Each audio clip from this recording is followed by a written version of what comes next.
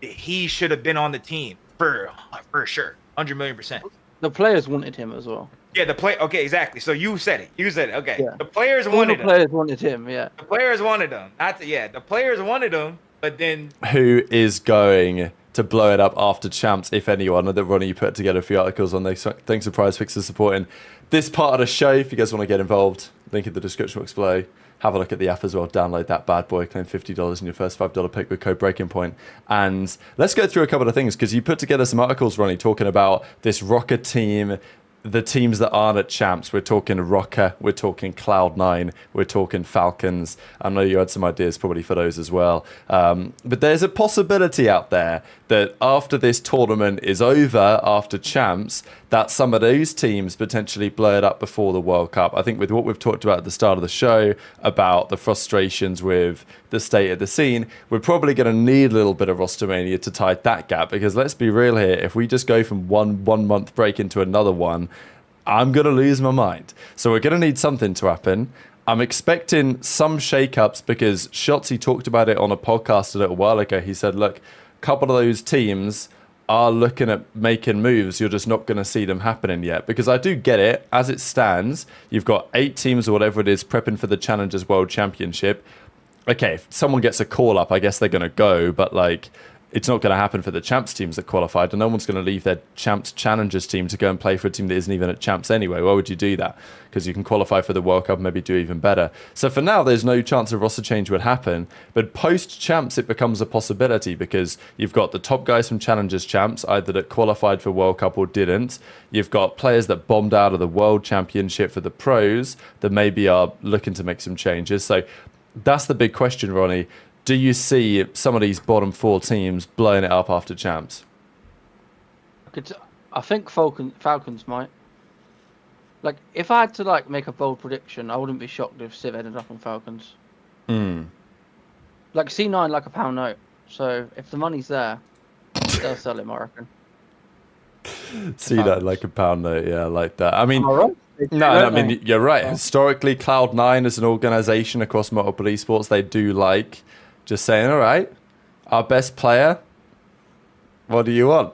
And they'll find a way to make it work. And some organizations got to be that way. Whether Cloud9 should be that way is a fair question. But also you've got Falcons got the bag, and also Pred is there and he ain't going anywhere, right? Exactly. I mean, that's just a move you make now, and then you're ready for the off-season with 2 elite players. And at least then you get to see how it goes at the World Cup, right? Like, you go to the World Cup, if it's cooked, it's cooked. Yeah, what do you think about that, Don? After champs, Sib goes into Falcons. What do you do in that case? Do you keep the other lads? Is it Sib, Exnid, Pred, Arcetes, Priester?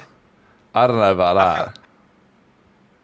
I mean, I feel like, to be honest, Priesta and Alec are probably chalk. At least I don't know for what they're gonna do for the next event. But obviously they want to win that shit. For BO7, they're chalked, for sure. Yeah, they're for sure chalk. Yeah. Yeah, I think they could get Civ. I think C9 is asking for a lot. So especially if Falcons come knocking, you know what I'm saying? Like, but they're just gonna up it like 5%. Yeah, I don't know. I don't know. Harrison says Kenny, Sib, Pred, Exnid. Oh yeah, I'm sure Pred and Kenny are gonna do. Yeah, yeah, but if Falcons come calling, yeah, that's true. Listen, I think we go out the box. I say we bring back some retirees. Yeah. Scum, Octane. I think 0. I think we've lost a lot of personality in the league with a lot of us being gone. I think it's just time to start paying people to supermax to come back and actually play these things seriously. I say we get a team consisted of me, Don, Methods, and Octane. I like that. Who are you guys competing for? The Falcons. Of course, yeah. Falcons. Yeah, I'm not doing anything about the bag. Don, what do you think about some of the players in the top side of challenges? Let's say they don't make it to the World Cup, that you might be looking at, right? Because I know there's some guys like you gave some thoughts, Ronnie, here in this article. Obviously, Vivid is going to be going, but Stanley might not be there. Brack might not be there. Those are some of the guys you mentioned. Just options like after Champs is over, some of these teams, I think we've talked about what Falcons might consider doing. A team like Cloud9, let's say if they do make some changes, they do blow up the team, maybe Kremp stays, they look at a couple other options. Attacher's now retired, so they've obviously got a few things to think about with their step, whether they were to keep Capsidal or what the progress looks like there. Obviously a few options out there in challenges they could look for to get for the World Cup if those guys wouldn't qualify for the World Cup themselves. And even if they did, you could still potentially poach them anyway. First two that come to mind. Brack for sure. To me, especially at an event like ESWC, listen, bro, like we just need results. Okay. So like, for example, like people I've mentioned before, like who are even Lunars, Dylan Rex and Spart and Brack, I would say are the top ARs and challengers, and all three of them got chances because those three are like a bit more like explosive when they were in challengers. Like they would get kills and like play a little bit more faster pace. But like if you look at when Brack was in the league, was he fantastic? No. But did he ever throw up the bullshit? No. And he's winning. He's always winning in challengers. Like there's no way at this point, and I've had beef with Brack back in the day, so I'm being honest. Like he should be in the league. Yeah, in BO4, his fucking dad was tweeting me and all that shit. But now I fuck with. I have respect for him. I feel like he's changed. He's gotten much better. Like I feel like back in the day he was like a kill whore. He didn't move, and even when he was last in the league, I feel like he didn't move that much. But now I feel like he's moving at a pace now to where he is benefiting his team. He's not just useless on the map, and he's never thrown up the bullshit in the league.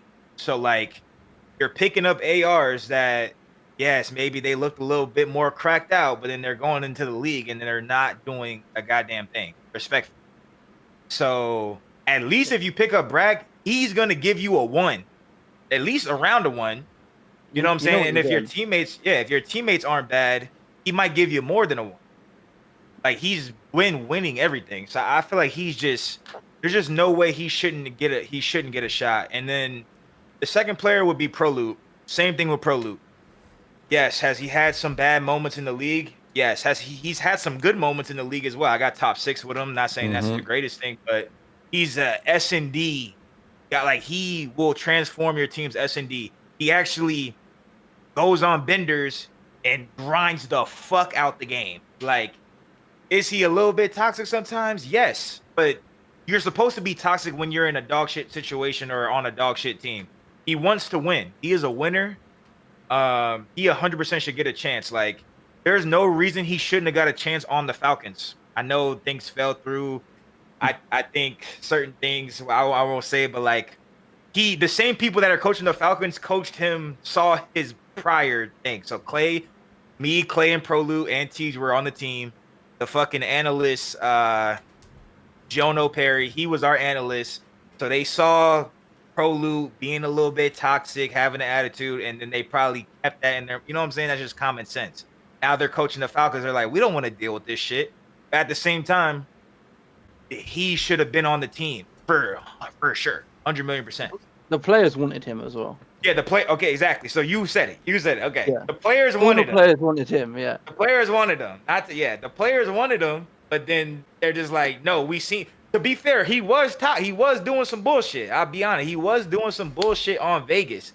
It's not like Clay and JP are like making up shit. They're correct on what they said, but people can change. As long as the person acknowledges, hey, yes, back then I did this wrong. This time I won't do that. I will do this better, and I will be more willing to show up on time and not have an attitude and not chalk scrims and not wake up late. Now, you know what I'm saying? Like, you can improve, bro. Shit is different. You know what I'm saying? That was 2-3 years ago. You know what I'm saying? And the players wanted them. Yeah, and the team had nothing to lose. And you had nothing to lose. Yeah. You might as well pick them up. Damn, I'm not lit. Yes, yeah, be good at S&D, and then it should have been, damn, I'm not finna listen to my players no more. I gave these players a chance to pick the player they wanted. Nah, the next decision, I'm finna make the decision. But now, to me, it's like, The next The players decision, get the what they players want. should make the decision. The players were correct. I mean, not saying they would have won. I don't think they would have won 3-4 more games. They still would have been ass. I'm just saying he should have been the one to get picked up. That's all I'm saying. Would the team have been with Arcites still, or what was the I fourth think it was going to be? Arcites still. Yeah, I okay, think it yeah. was Alec, yeah. It was I for think who? Freestone. Like, it would have been instead of Pro Priest, League, right? like they got Priest instead of Yeah. Pro League or Yeah. whatever. Yeah, Yeah. yeah. Yeah. Which was, yeah. I mean, The players wanted them. They should have picked them up. And like I said, I'm not saying it was the most insane decision because I don't think with Pro Loot they would have made champs. They wouldn't have made a significant difference. But now he deserves a shot. If they don't get, like how you said earlier, Sib and other superstar players, which they should go for first, 100%. Go for Sib, go for the better players. But if you're stuck with some scraps or some leftovers or anybody in the league, Pro Loot should be in the league, bro. He should. He is better than a lot of people in the league. I mean, even like you said about the S&D, right? Like he gives you a big chance in just that game mode alone. Like you need one more. Just in that respawn with mode. him, Just in and that you mode win. alone. Like, let's I mean, look at he- you guys at the first event of what game was it? it was MW3. Model 4-2. Yeah, He mhm. was the reason, bro. He was the reason. Obviously, we have Tej, and I was good because I was just sitting on a head glitch, but we couldn't win a hard point. Like, I don't know what it was. I think Clay was uncomfortable. He literally was going 15 and 40 every HP. Like, we could not win a hard point, and we got top 6. Imagine if we could have won a hard point. We could have won. Like, we literally got top 6 without winning a hard point.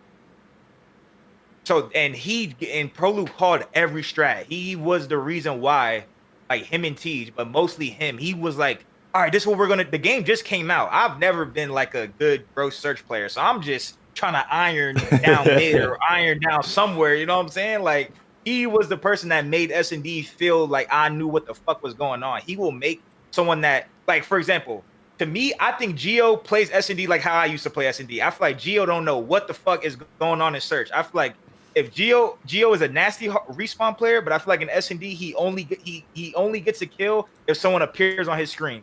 You know who would be godlike with him? Pro Loot, because Pro Loot gonna tell that motherfucker where to go every round, and at least teach him how to start thinking ahead. You know what I'm saying? Predicting other people. Like, Pro Loot would literally save Geo's S&D, and then I think Geo would be one of the best players in the league because he's gross at hardpoint, but then in S&D he's literally nothing. Pro Loot, they get Pro Loot and Geo, new duo. Like, he will help like any player like that. Like, any player like that who just is lost in S&D, bro. These people are lost, bro. You can be pro while having like a major weakness in your game. Like, I think Geo is gross. I just think S&D is a major weakness in his game. One, he should probably play extra S&D to like work on it, but playing with a player like Pro Loot would help him a lot. Had a good gas. My bad if I was gassing him for too long. But That was a fire little segment. I rated it a You're lot. not wrong either. You're not Trey, wrong you got either. any thoughts on like players who need to come in? Obviously, there's some of the European guys looking pretty good. Afro. Yeah, Oh, him too. Yeah, Afro sure, too. Sure. Afro 100,000,000% should get picked up. Afro, Mythics, F dot. F-Dot's been I like cooking Mythic actually. Yeah. They're my three. And I'm sick of these teams. Oh, we don't want to forgot spend about any. We don't want to spend any money on it. Shut your mouth, right? You're picking up ass. Afro Alright. should be in the league for sure at the start, bro. Get y'all money up. Get this motherfucker apartment in the States, bro. For sure. Bro, can these guys just pick up like a European squad too? Maybe just whack one American in there? Like, yo, Afro, you and two others work really well together. Would you team with this American player? Bang! Team chemistry's already there. The American's probably going to have much more fun because he's playing with funner people, because Europeans are more fun than Americans. Bang! It's a no-brainer, and you won't even have to pay them that much. They're in it for the You love can of pay the them game. in. You can pay them in. Hey, Yeah. Afro, listen, Afro, you know, I don't know how high his stock is with everyone else, but, you know, you could pay Afro, like, you know, maybe a little hundo, if that's what he's worth, and then his Bloody hell, we're on 30. teammates, Whack them on the bin. They're in it, loving the game. They're loving it. Hey, don't tell them what Afro's on. Hey, they're in it.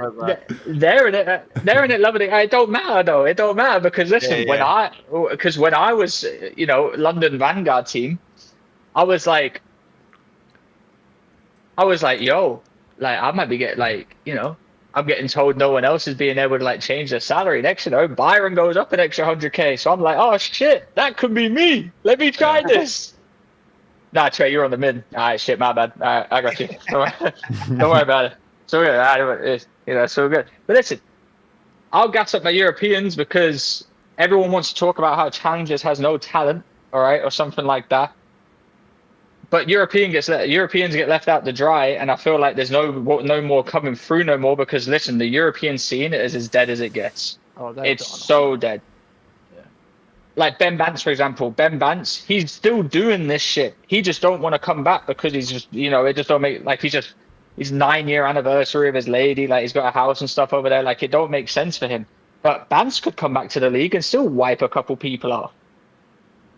It's the same with like the Aussie boys, There's some of those lads, Setsy, even like Fighter and those lads. Huh?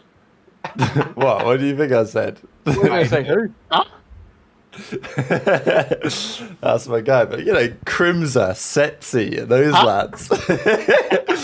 Fighter and Shocks, like they're still about. They're still putting in a bit of a shift. Yeah, some of them are. Are they? Sorry, I thought we was doing a segment here on who's coming into the CDL next year. Okay, yeah, that's it.